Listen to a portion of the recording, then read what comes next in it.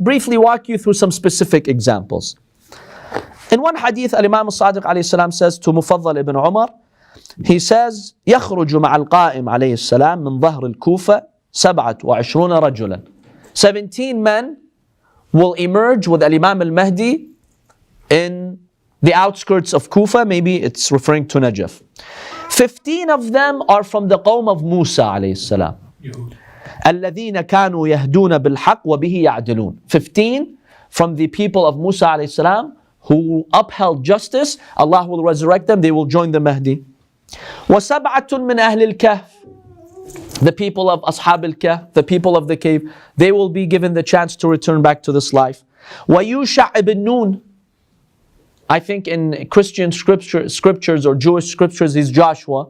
He's the wasi, the successor of Prophet Musa alayhi salam. Salman al-Muhammadi, Abu Dujana al-Ansari. Abu Dujana is the one at the battle of Badr, at the battle of Uhud, who remained steadfast when all other companions fled. He was amongst the 5 who stayed defending the Prophet sallallahu alaihi wasallam. Wal-Miqdad wa Malik al-Ashtar. These 27, according to this hadith, they will be given the chance to come back to this life and be with the Imam. Ajjalallahu ta'ala farajah. In another hadith, At-Tabari narrates from Al-Mufaddal ibn Umar. He says, I heard Imam Sadiq alayhi salam stating, there will be 13 women who will be returning back to life with Imam al-Mahdi. So he asked them what they will do. The Imam alayhi salam, he tells Al-Mufaddal what exactly they will do during the time of the return. He says, name them. So the Imam alayhi salam names them. Al-Qanwa bint Rashid or Rashid al-Hijari. Ayman. We don't have time to go through exactly who these are, but you could research them later.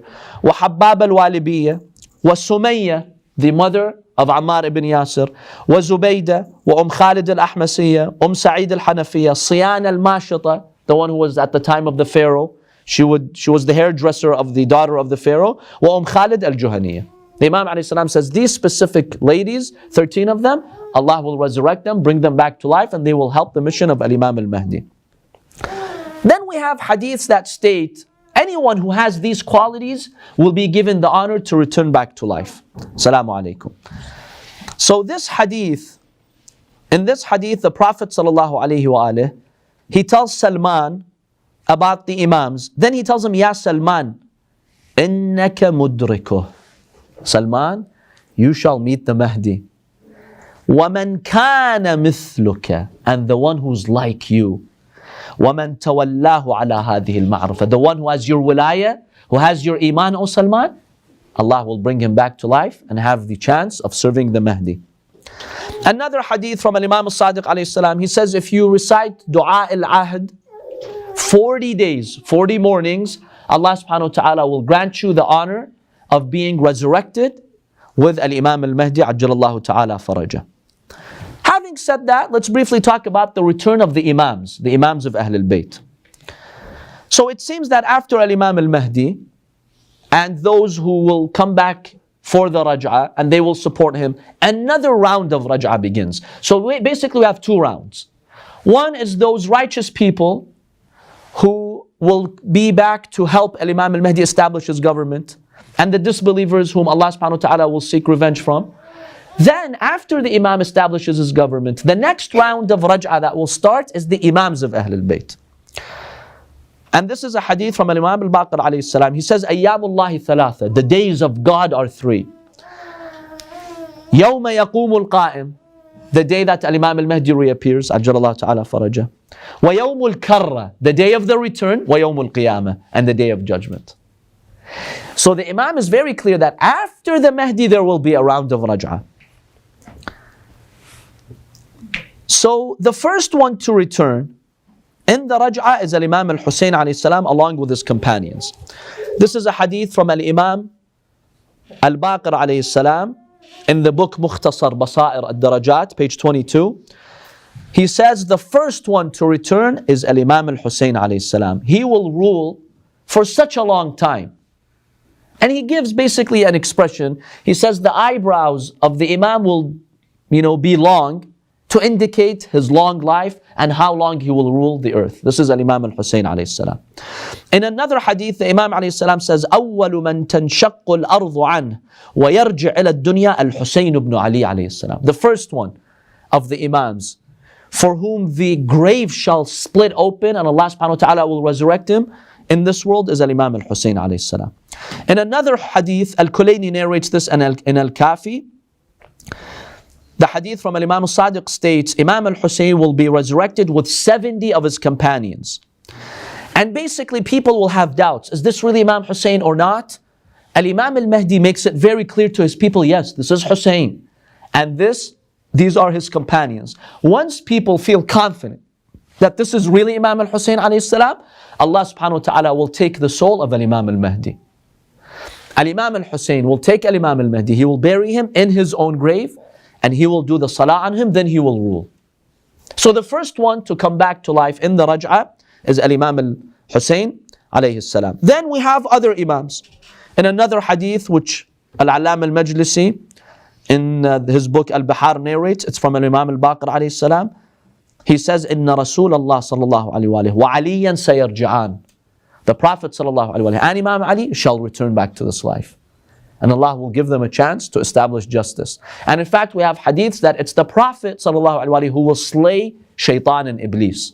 Even though some ahadith indicate Imam al-Mahdi will do that, but some ahadith elaborate that it's after the reappearance of Imam al-Mahdi, when Allah will bring the Prophet will slay Iblis.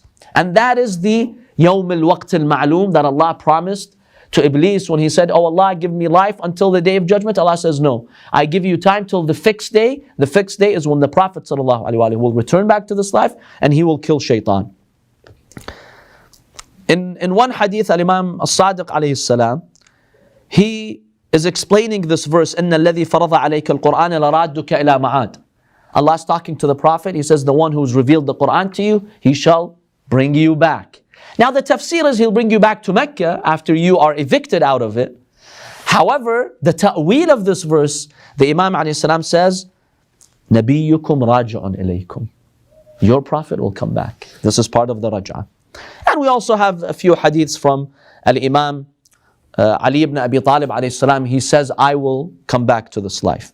So we might dispute some individual hadiths, maybe some details, but the Raj'a is well established, and we brought the evidence from the Quran. Remember, Surah An-Naml, and also we have Surah Al-Baqarah, which talks about resurrection here in this world. Surah Al-Baqarah talks about the Raj'a that happened to previous nations, the Bani Israel. Surah An-Naml talks about a Raj'a that will happen in the future before the Day of Judgment. So when you have these verses in the Quran, when you have all these hadith, how can someone accuse the Shia of saying, this is a Jewish belief that infiltrated Shia thought? This is unacceptable. This is well grounded in the Holy Quran. Any questions on the Raj'a before we conclude by talking about Ya'juj and Ma'juj? See, how do we, if we as normal people want to come back in Raj'a, what amal should we do? So the criteria has been mentioned. One, to die on full iman. Basically have the wilaya, the full wilaya of, Salman, Abu Dhar, Al-Miqdad, and these righteous people. Have a solid connection with Imam al-Mahdi. Recite Dua al-Ahd 40 days. As long as you die with full faith, waiting for your Imam, Allah will give you the option of returning back to this life. So that's the key really over here, is to die with full faith, no doubts, full wilaya, accepting Allah's religion and those whom He has chosen for us. If someone manages to die with such a belief, Allah will give them the honor of coming back to this life. Now you don't have to be technically like Salmanun minna ahl al-bayt, but you get the idea, someone who has full iman. You're welcome.